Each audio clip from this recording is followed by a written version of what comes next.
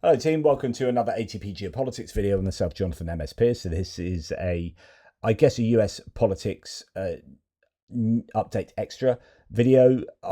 It does pertain to Russia as well. And in fact, the main reason to choose to do this video was because of criticisms that have come in from Russia concerning the parade in the US yesterday. And the US, this parade has received a whole bunch of criticisms from a number of different places for, I think, justifiable reasons. We're going to go through some of these. What I don't want you to do is think that some YouTuber blokey sitting in his comfortable chair in an office in the south coast of the UK, has the right to criticise these serving armed forces personnel who have signed up to a risky job to put their lives on the line in many cases to fight for or represent a really serious ideal, so on and so forth. So my criticism is not about these people. My criticism is about the person who ordered this to happen as some kind of vanity project to make himself feel more important and to compete with other dictators. Now that's wrong. With other strongmen leaders in the world. He loves a good parade and thought that this would be a good thing for him to organize on his birthday, the birthday of the US Army. Just also happens to have been his birthday yesterday. And you have this whole parade set up, sponsored by Coinbase and UFC and Palantir, and it looks like a commercialization of the armed forces and a politicization of the armed forces as well. So I have an issue with the whole dynamic going on here, but we're going to look at certain aspects of this that have engendered, I think, a little bit of embarrassment due to the criticisms that have come in from, say, the Russian Federation. One of the, I would say, otherwise enemies of the United States we don't really know anymore. But it's a little bit embarrassing when Russia are taking a mickey out of military parades of the Americans. And my personal opinion is they just shouldn't have bothered doing anything like this. They don't need to do this. This is, as I said, a vanity project for their leader. And I don't think the US armed forces gain anything whatsoever by what has taken place yesterday. They have only, I think, devalued their currency. I just there is no benefit for the armed forces yesterday. Maybe some people watching would feel proud, and there'd be a little bit of localized excitement, but even then they were aiming to have 200,000 to 250,000 people turning up to this, and it was only 50 to 100,000 tops. So this is a really underwhelming response to the parade. Now, as this all says, in years to come, people will say this was the moment the illusion of US hegemony ended, the hegemony being the supreme power. So the idea that the US sits at the center of global power and has this military might with with the biggest armed forces and expenditure on armed forces in the world, and you get images like a slow rolling howitzer moving in, single howitzer moving in front of Donald Trump and a number of actually fairly bored looking dignitaries. The source says the most embarrassing parade ever witnessed. Okay, but what we're really going to concentrate on is a particular point, a particular aspect of the parade. Pekka Kaliniemi here, and it's actually these guys here, and possibly similar units. Said that there were other criticisms of that imagery, actually, of the drone pilot there. But this parade cost 45 million. Some people say 80 million, and it even had additional sponsors like the UFC, Coinbase, and Palantir. Was it yet another money laundering scheme? I mean, as I say, I think there's a commercialization and a politicization of the armed forces here, and I think that is really is a shame for those in the armed forces. I just think it debases them to some degree. Now, what we're going to do, these people seem to be able to somewhat march in this original footage. Actually, the unit behind not quite as good, but there is at least, half decent marching here. The guys behind don't. And then this video has people that are just walking, right? They are just walking. There is no marching here, and it is pretty embarrassing. I went to school. I went to a bit of a posh boarding school because my dad was in the Navy. We lived around the world, and so I got shipped off to a boarding school. That was all fine and great, and for the ages of, I don't know, I was in a combined cadet force probably from the age of, 14 to 17 or something like that. And one of the things you did just as a kid is just a lot of this kind of, no, not that kind of marching. We did marching, and I can say we marched. We did it like very rarely compared to these guys. Better than them. Like absolutely 100%. As a kid, I marched better than these guys. So the question is, what's going on there? Why are these guys not marching? And there've been a bunch, and the reason why this is important is because this is being used as ammunition against the Americans. And online, this is a source of ridicule for people maybe on the left in the US and the information spaces who would like to ridicule the whole idea of the parade, but also internationally from nations that are more well known for their parades, such as obviously Russia. Then you've got North Korea and China and so on and so forth. This seems to be the poor cousin of parades, right? So Michael Shirkin here says, I now have attended enough West Point parades to know the US Army can parade with the best of them. What we are seeing here is not an inability to do this with precision, but a decision not to, which is more interesting. Wow. Okay. So if this is a case of at least some of these soldiers deciding not to march in lockstep with their brothers in arms here, then that's a problem. So this is a public display of dissent. The question is, who is that at? And the obvious answer would be at the president. Now, could it be such a scenario? Well, Jake Bro, who is a veteran himself and a veteran and a present YouTuber who is reporting consistently on the war in Ukraine, says, okay, people are genuinely confused why members of the US Army can't actually march in unison like Russians or North Koreans. Now, what I'm going to do is I'm going to play you this out. Now, the audio here covers the visuals you see now, but also the unit that is more problematic. This unit in front seems to march half decently, the unit behind not so much. But also listen to the music, because my personal opinion is that's quite important.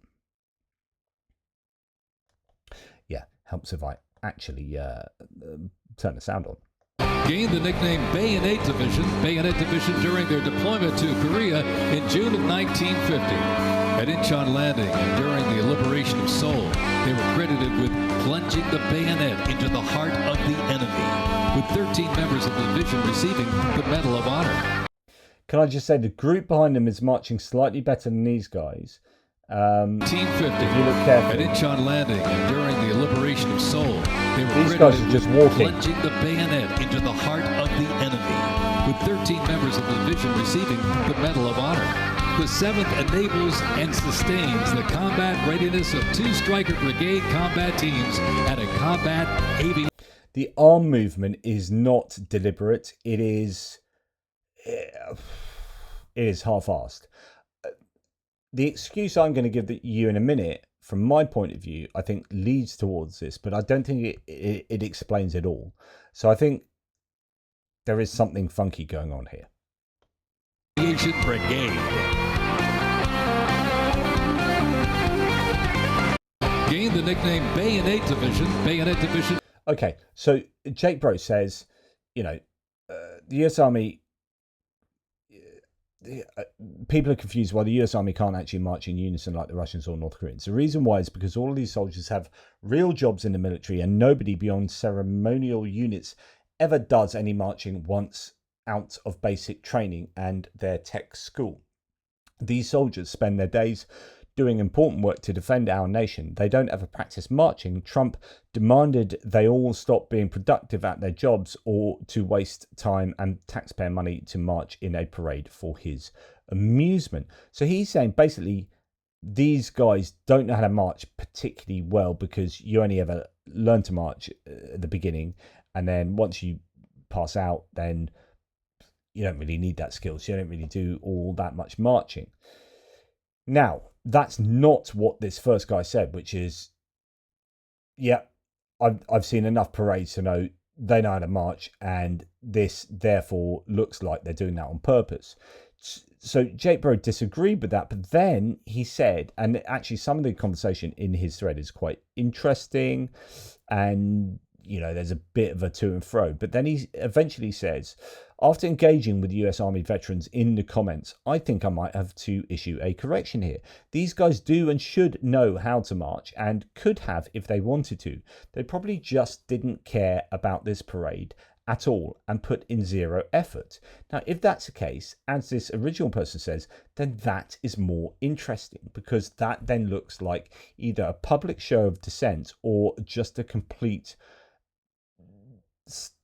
non-caring situation, a moment of not caring at all about what they are doing and what it looks like in public. And that is a bit of an issue. Now, my theory this morning, and I still think this is fairly determinant of what happened, is that you'll hear the music in the background is instrumental rock music, and that is not marching music, right? So the reason why you have marching bands is because the beat of the marching band is designed to keep you in lockstep so that you are marching with your brothers in arms in a uniform way. And the beat is super important. But if you are in charge of the music for a parade and you are not really a military man, you've got some company that you've said, right, we are going to contract you to sort out this whole parade, and you're going to sort out the logistics of it, like where everyone walks, where the toilets are, where the bins are, and also can you put the music on, can you sort out the grandstands, can you sort out all the safety. And so someone's in charge of doing the music, and they're like, okay, let's do music for a parade, so let's try and find patriotic songs or rock songs that the American sort of demographic here are going to appreciate.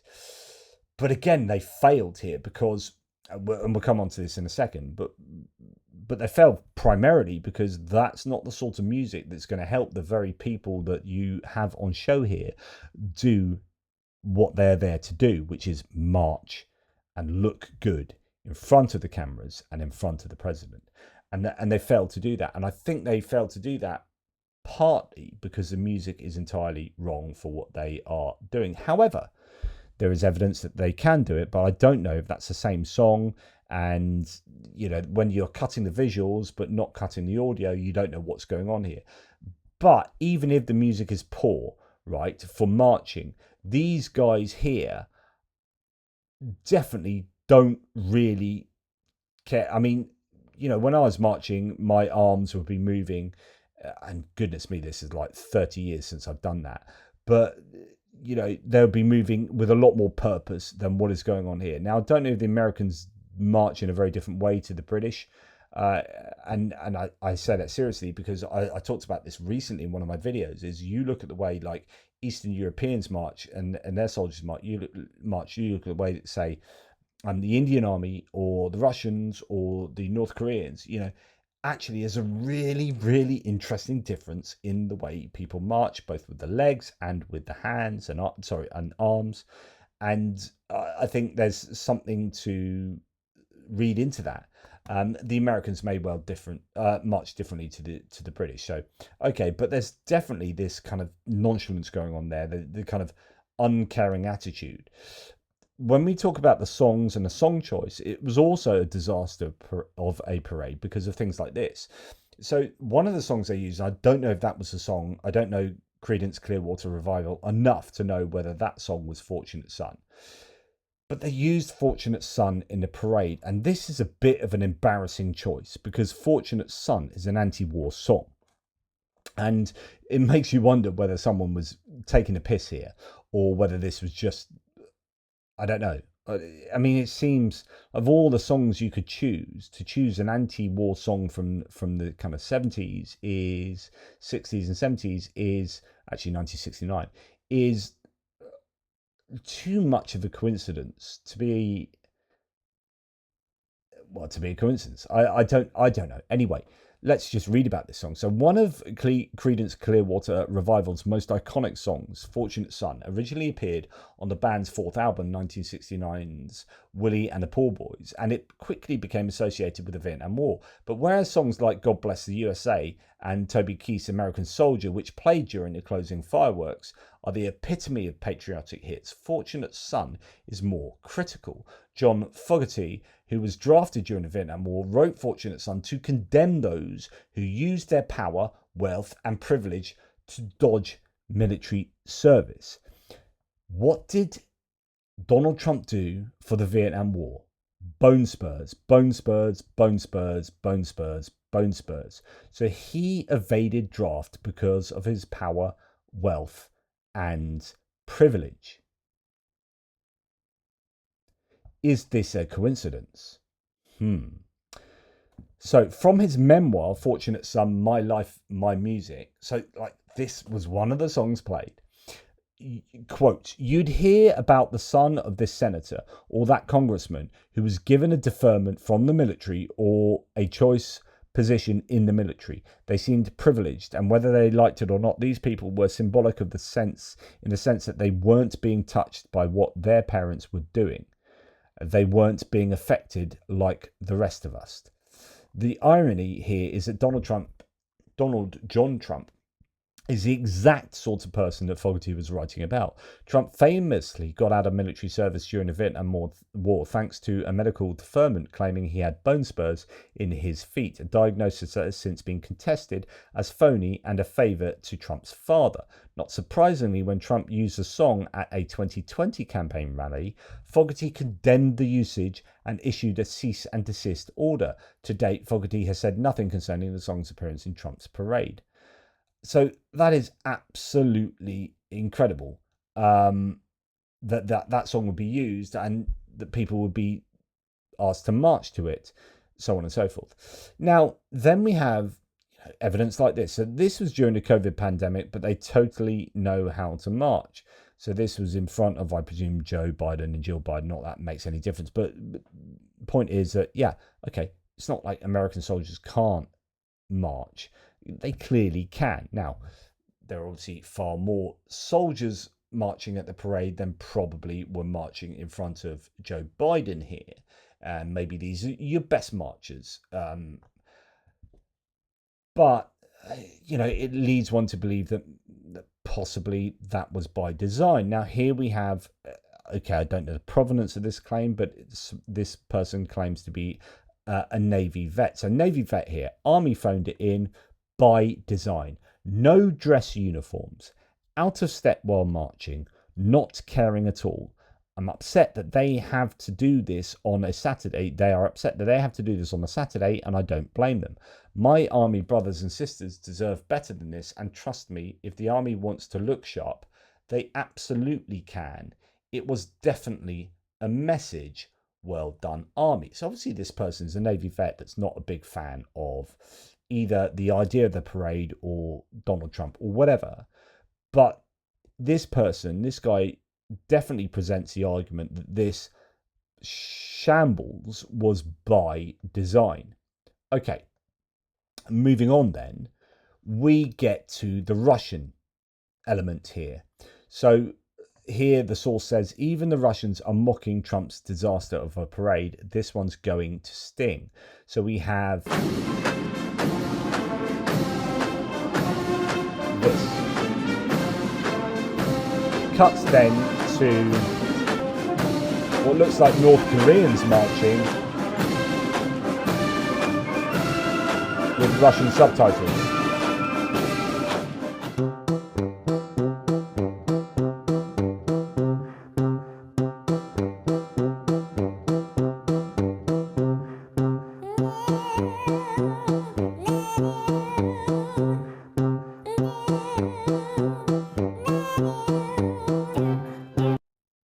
Now, I'm not personally myself trying to insult the American soldiers here, and the parade from a military personnel point of view. I'm just fascinated as to why those soldiers, or many soldiers there, ended up marching in the way they did, to the point where Russia is able to produce videos to take the piss out of the United States. It's just ammunition to your erstwhile enemy. And it gets even worse. This is a Russian embassy in Belgium. Adam Kinzinger says Russia is trolling Donald Trump. But then he says, but to Russia, I ask, do you even have an army left, bro? Because obviously, Adam Kinzinger is not wanting to be dismissive of the US Army and derogatory, being a veteran himself. So he then has to question the Russians here. But his initial point is that Russia is trolling the American army. This is the Russian embassy to Belgium releasing this footage, saying in their caption, marching in step competition, Pikachu versus the US Army, who would win? Again, the Russians are taking the mickey here.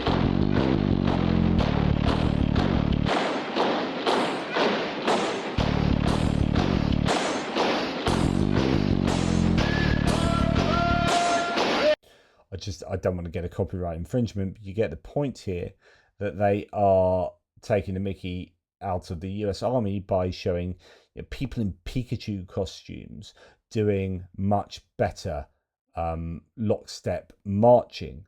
And that is, again, as I say, taking the mickey out of the Americans there.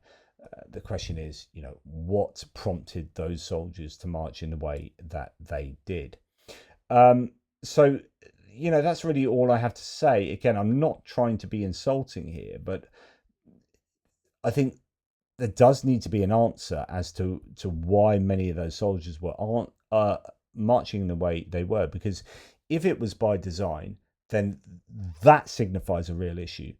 If it's not by design, then it's really poor organization skills and poor preparation, which makes it look like a bit of a shit show, which then still, like, either option there lends itself to Russia being able to capitalize on this and denigrating the US armed forces.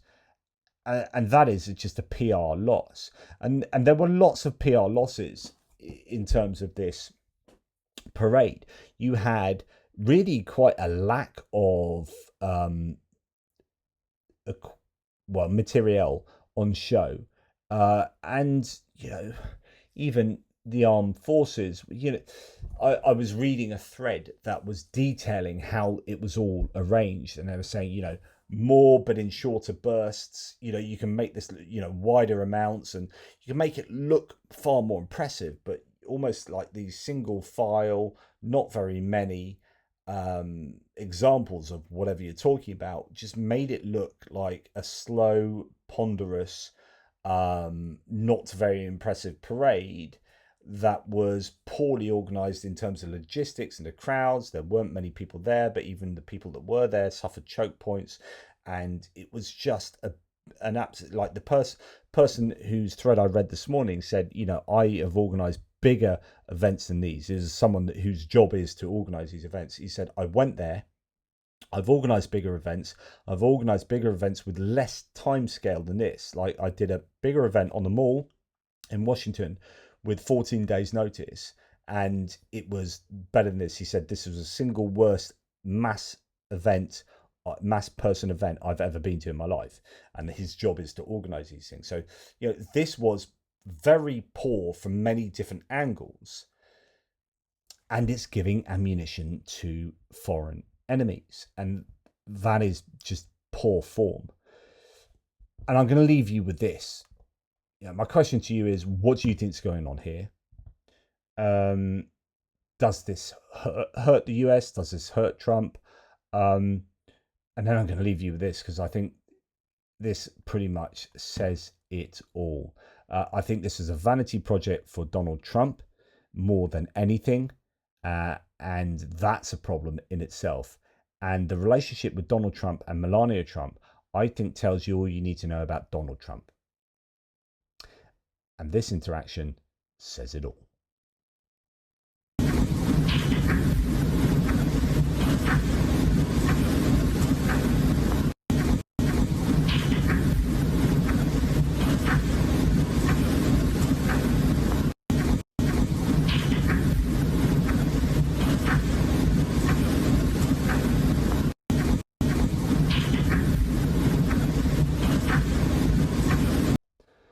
I could watch it all day. Anyway, that's enough from me. I hope this warranted a bit of an analysis. I love, like I've told you many times before, I love to concentrate on the little things because they give you a window into these much larger ideas and much larger scenarios. And I think this gives you a window into Donald Trump a lot, as the president, as a person that I think wants to be a dictator. And we can go and look at parades in North Korea and China and France and say, look, that's what he wanted to happen yesterday, but it's not what did happen. And it was a bit of a letdown. At the same time, there were no King's protests all around the United States that had far greater numbers of people turning up with greater enthusiasm that apparently, according to some reports, have led the Trump's inner circle to be exceptionally angry because this was a complete letdown and those protests were far more well received. So there is as an important juxtaposition there, I think. Anyway, let me know what you think. Take care, and I'll speak to you soon.